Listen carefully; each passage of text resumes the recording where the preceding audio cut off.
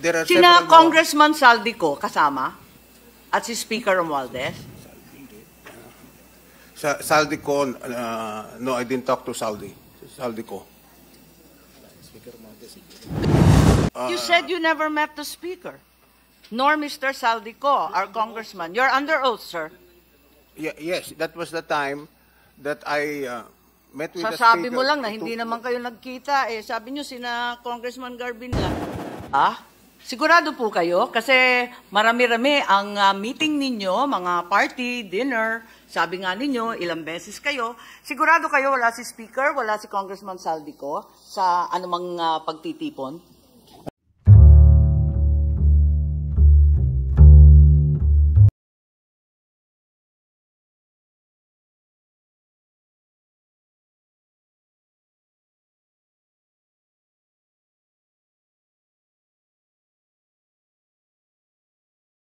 Kung papayagan ninyo, nalilito ako magpa-follow up lang ako kay Senator Coco.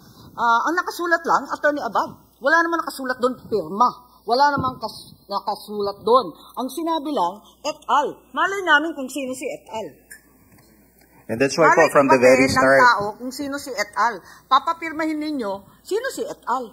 from the very start ho, in fact, there's so many publications of which I was quoted that I am one of the petitioner in this People's Initiative. In fact, in Albay, when I was invited by the Mayor's League or the Liga ng mga Municipality of Albay, I confirmed there that not only did I advocating this movement, but I am also one of the petitioner in this People's Initiative. And that was all documented. Madam Chair. Okay, be that as it may. Yes.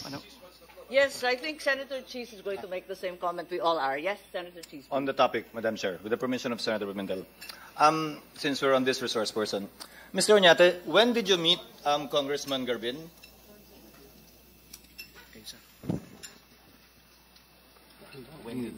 When did you meet Congressman Garbin? I met Congressman Garbin about a month ago. A month ago? Yes. So prior to a month ago, you never thought of PI? Because he was the one spearheading it, according to him. No, we launched PIRMA in 1996. No, this particular initiative. We've been talking about it in some parties, Okay. in some gatherings. Well, it's okay to talk about it, but in terms of initiating, you only met Congressman Garbin a month ago. You said. Yeah, about a month ago, yes. So I guess it was but only a month ago that you also discussed this current initiative, because he's, based on his comments earlier, he's very active in this. So did he simply join you afterwards? You were already starting it, or a month ago after you met, that's when you agreed? We started it January 2. You started it January 2. January 2. So prior to meeting Congressman Garbin a month ago, you were not doing anything yet? We were, but it was talking about it, and I told them about my experience, that So, I launched it before and all that. Sino po ang naghingi ng meeting nung nag-meet kayo? Siya po nanghingi ng meeting o kayo po nanghingi ng meeting? No, this was several parties, several dinners, and So you met sometimes socially? I volunteered the information that I know something about People's Initiative because we tried it before. And you volunteered that information because he said he was interested in pursuing it? And then I said, we can try it again because it's been my advocacy for the past 28 years, and why not? When was this party? We can do it again. When was this party, sir, and where was the place that you met and discussed that, and then you finally... This was several parties, several... Saan po?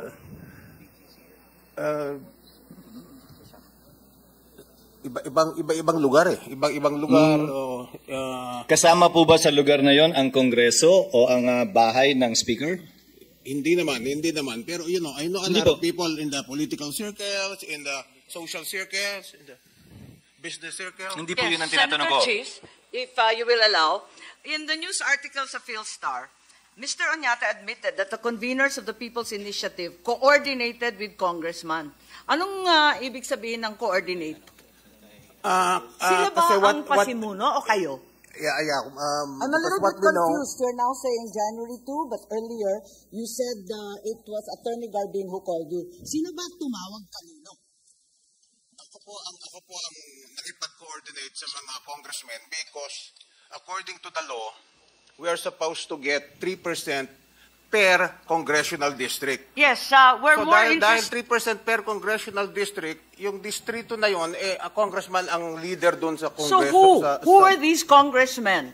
Senator Cheese and I would like to know who are the congressmen that your group coordinated with? Tinawagan ninyo o sila tumawag? Ako ang nakipag-coordinate. Ako po. Senator Madam Chair, Cheese. Madam Chair, so under oath you admit that you coordinated this PIRMA initiative with congressmen since the 3% is required to be obtained per district. Yeah, per district, yeah. That is the Sino? requirement. Bigyan mo naman kami ng pangalan.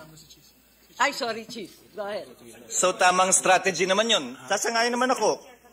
Kung ako ho yun nasa kalagayan ninyo, per district nga naman, ko-coordinate ko talaga sa congressman po yan dahil para makuha yung 3%. Let me digress a bit, Madam Chair. Because kababayan ko tong si attorney, that's why I refer to him as Congressman Garbin because he used to be a party list representative of the party list Ako Bicol, which happens to be the same party list of the distinguished appropriations chairman of the House of Representatives. And in your various Facebook posts, I see you often in the House, Congressman Garbin. I presume you are a consultant of Congressman Chairman Apro Chair Zaldico? I serve as the executive director of Ako Bicol Party List. And So I work with Ako Bicol until now. But I see your pictures in most of the meetings in the House, Congressman Garbin, with the Speaker, not only as Ako Bicol Chairman, which That is true. That is pinapalo of- kasi kita sa Facebook eh. That is of public knowledge. That you can browse my Facebook, talagang puno ng pictures ng House dahil nagtatrabaho po ako sa Ako Bicol Party List, which happens to be ang isang representante ay chairman ng Committee on Appropriation.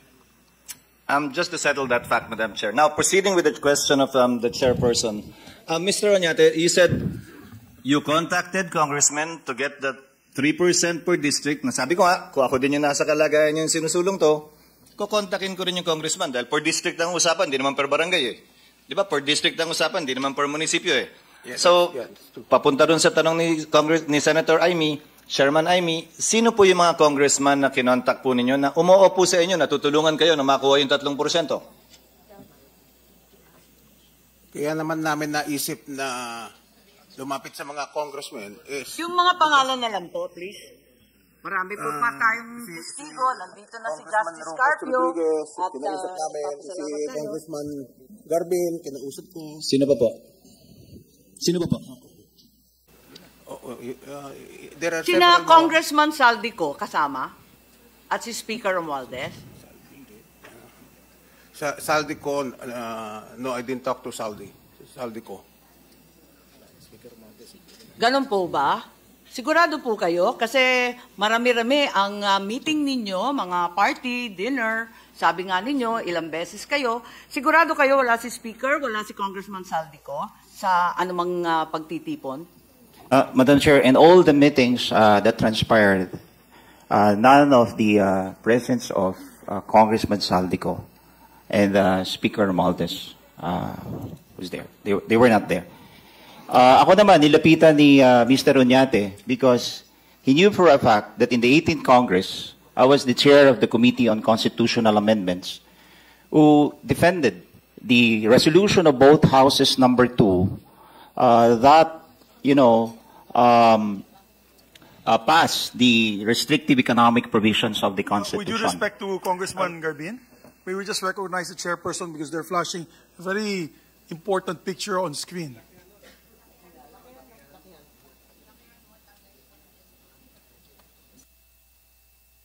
I received this photo, and I believe it was one of the meetings that you alleged, Mr. Oñate.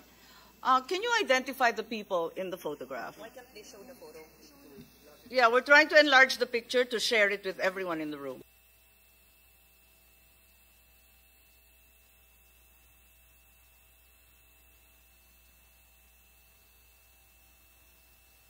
There we go. I think that's as big as we can get it. People's Initiative for Charter Change staff meeting, January 8. Can you tell us who are in the picture, Mr. Oñate, please? Madam Senator. The question is who, sir? But you That said was the you time- never that had was the any time meeting. that I coordinated with the speaker. You said you never met the speaker, nor Mr. Saldico, our congressman. You're under oath, sir. Yes, that was the time that I met with the speaker. Sasabi mo lang na hindi naman kayo nagkita eh. Sabi nyo sina Congressman Garbin lang. Yeah, because it slipped my mind. It slipped my mind, Madam Senator. That was the Okay time lang, that okay lang. Kung nakalimutan ninyo bigla, I sought is the help of the Speaker speaker Martin Romualdez supporting your group? to help Is us he- in the signature campaign. Yes. Okay, so it's very clear that Speaker Martin Romualdez is supporting your group po. He is all out behind the People's Initiative. Is that correct? Yes, we coordinate with the speaker and the Thank you very congressman much, and in I'll, getting the give it 3% back per to- congressional district. That's correct, Madam Senator. Thank you very much for helping us along with this investigation. I'd like to turn it back to Senator Cheese. I'll wind up, Madam Chair. That was the point I wanted to establish, Madam Chair, distinguished colleagues. Kahapon po, doon sa prayer video sa Davao City, nagsalita po ang dating Presidente Rodrigo Roa Duterte. At ang pinaka-importante mga sinabi niya ay, nung siya ay mayor, pinakitaan siya ng ebidensya ng PIDEA na gumagamit na pinagbabawal na gamot, si PBBM, na si PBBM ay drug addict pa rin hanggang ngayon. Pangatlo, nanawagan siya na itigil yung pirma na yan, ginagamit ang pera para bilhin ang lagda ng taong bayan, at sabi niya, kung hindi talaga ititigil yan, baka maulit yung nangyari sa kanyang ama at sila ay mapapalaya sa pwesto. Well, nawin lang po ako kasi hindi ko inaasahan na yan ang sasabihin ni PRRD. Sa totoo lang po. No? Ako'y tagapagsalita niya, pero wala pong pagkakataon na nakausap siya bago siya nagsalita. No? Ano po ang sagot ni PBBM? Sabi niya, siguro fentanyl yan. At sabi nga niya, yung mga doktor, dapat tingnan kung ano epekto kay PRRD. Pero nang pinilit siya kung ano ang katagunan niya, ano kasagutan niya dun sa paratang na siya drug addict pa rin, siya tumawa. No? At I believe, sinabi rin niya, I will not dignify that with the response. Lilinawin ko lang po na walang sinabing drug list ng PIDEA ang presidente. Ang sabi niya, pinakitaan siya ng ebidensya at merong pinakitang listahan na naroon ang pangalan ni Presidente PBBM. So tama po yung sinabi ng PIDEA na hindi nasa watchlist nila si PBBM kasi wala naman pong watchlist na sinabi ang Pangulo. Ang sinabi po ni Presidente, nakita niya nung siya ay mayor pa. So medyo matagal na po yan. Hindi ko po alam kung anong listahan yon, no? Pero may nakita akong listahan talaga. Dati pa po, pinangalan si PBBM, galing di umano sa PIDEA na gumagamit ng droga, may kasama siyang pangalan ng artista doon. Pero hindi ko po pinansin yan kasi parang matagal na po yung listahan na yan, 2012 pa. Ang sa akin naman, sabihin na natin totoo yan, matagal ng panahon yan, lahat naman ng tao pa pwede magbago. Siguro naman, kung totoo yan, dahil naging presidente na nga si PBBM, siguro yung panahon na kandidato siya ay hindi na totoo yan. Ano bang naging dahilan, kumbaga, nagdeklara na ng gera ang Duterte laban sa mga Marcoses? No? Hindi ko pa po nakakausap si PRRD kasi late na po natapos yung prayer vigil. Sa tingin ko po, dalawang bagay yan. Una-una, yung nagsalita nga po si Justice Secretary matapos na sabihin ni Presidente Marcos na hindi siya makipagtulungan sa ICC, na makipagtutulungan muli ang Pilipinas sa ICC dahil nga daw doon sa House Resolution ng Kamara de Representante. Ang pangalawang dahilan po ay itong bribery initiative na talagang ayaw ni Presidente dahil ang sabi niya, ito ay pamimili ng boto, iniinsulto ang taong bayan. Yan naman po ay understandable dahil lahat ng tao galit na dyan sa pirmang yan. Ang mga kongresista na lang at speaker ang hindi nagagalit dyan. No? Dahil alam natin na bukod sa ginamit ang pera para makakalap ng mga pirma, lilinlang pa ang mga pumipirma na di umano para yan sa ayuda. No? Na hindi talaga tamang pamamaraan. Sino ba naman ang matutuwa na makikipag-cooperate sa ICC at siyempre pinaka-importanting kooperasyon sa ICC dahil tapos na nga ang investigasyon sang-ayon kay Senator Trillanes na isang complainant, ang susunod na kooperasyon ay yung pag-serve ng warrant of arrest. So nagkaroon talaga ng banta sa kalayaan ni dating Presidente Duterte at ng kanyang anak na si VP Sara na dinawit na rin ng mga pulahan dyan sa demanda nila sa ICC.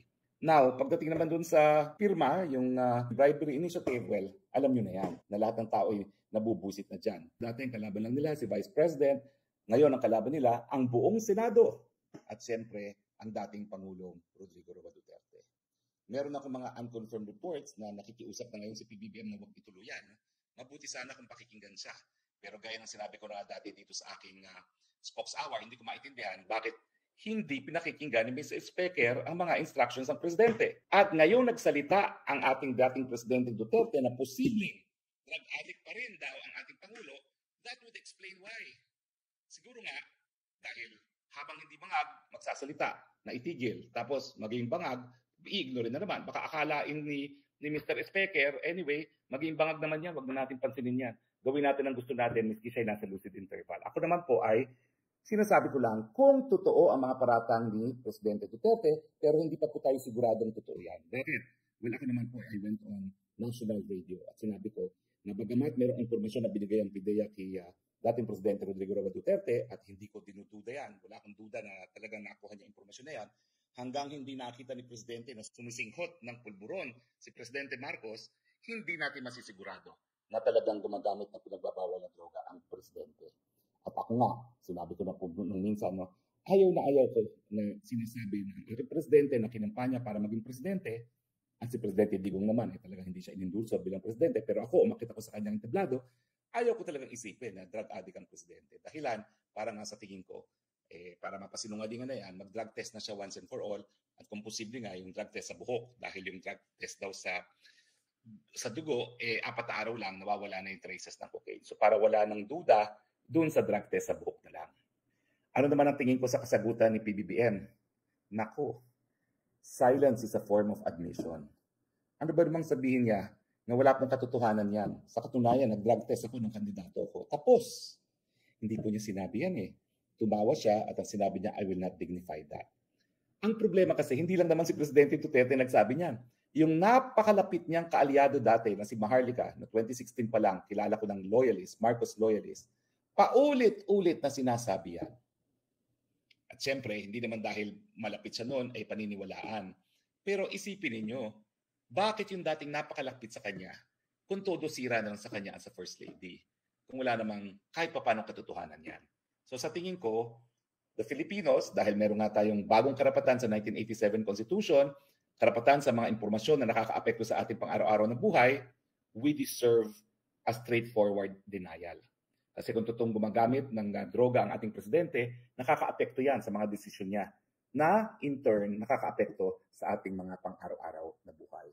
Bagamat dating boss kong nagsabing drug addict ang PBBM, hindi pa rin po ako naniniwala dahil wala pa ako nakikitang matibay na ebidensya. Bagamat mas makakatulong kung talagang ididinayan ni PBBM at papayag siyang magkaroon ng drug test. Kasi kung wala naman tinatago, wala dapat ikatakot ng resulta ng drug test.